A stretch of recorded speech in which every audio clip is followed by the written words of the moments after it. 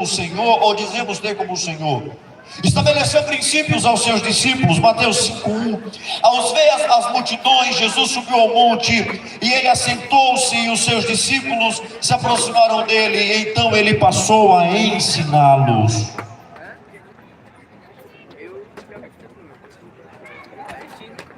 A guisa de introdução, baseado naquilo que eu disse agora, eu queria trazer algumas lições já para a gente poder entrar no desenvolvimento da mensagem.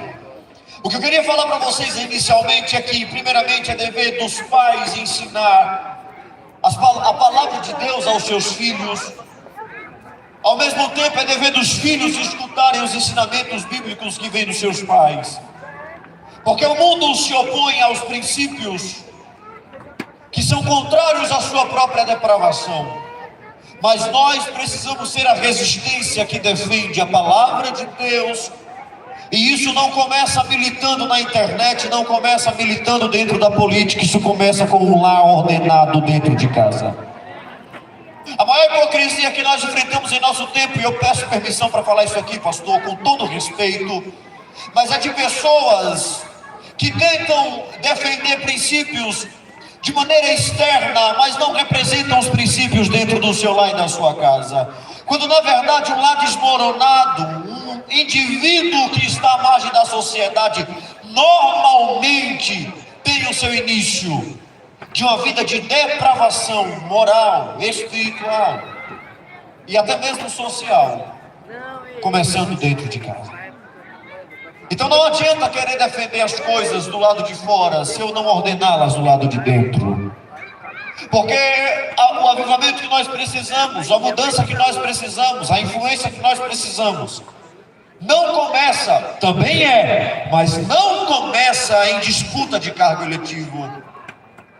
Não começa em uma militância ativa nas redes sociais. Começa orando, lendo a Bíblia e trazendo o reino para dentro de casa. Então não adianta cobrar do governante uma postura de moral e ética, se eu não estabeleço o governo sacerdotal dentro da minha casa. O próprio Deus ordena. Eu tenho princípios, mas esses princípios eu não cobrei de políticos, eu não cobrei de professores, eu cobrei dos pais que ensinem aos seus filhos.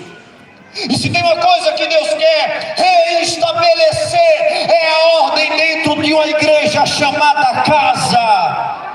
E essa noite eu quero dizer para vocês, a guisa de introdução, que não adianta guerrear do lado de fora, se dentro de casa as brechas estão abertas e a palavra lá não tem moral e autonomia na minha vida prática. Então se tem uma coisa que nós precisamos restabelecer, não é quem senta ou quem sai da cadeira, porque se eu tiver uma casa balizada na palavra, pode entrar quem for, governo de esquerda ou de direita, minha casa quem manda é o Senhor, e o sacerdócio quem exerce sou eu, aleluia. E por que eu digo isso? Porque toda quebra de princípio lhe conduz a um cativeiro. Eu repito, toda quebra de princípios me conduz a um cativeiro. Porque muitos dos nossos problemas são causados por quebras de princípios. Mas o que nós precisamos entender é que o que eu estou dizendo aqui nos leva ao ponto que eu queria chegar, de desenvolver essa mensagem. E esse ponto é que o povo foi entregue na mão de Nabucodonosor, simplesmente porque quebraram princípios. Então aqui nós vamos desenvolver algumas coisas e você vai ficar aqui até amanhã, você está de caravana, não tem pressa para ir de ônibus embora, se cuidar da telha a gente faz vigília, brincadeira. Foi levado cativo. Vai ficar só eu e tu com glória, viu? É teologia, né? É verdade. Se tiver um crente que dê glória, eu fico fazer vigília. Por que, pastor? Vamos essa vigília do mundão para nós, pastor. Quem está comigo aí, diga amém. Então vamos desenvolver essa mensagem. Quem tem na introdução, diga amém.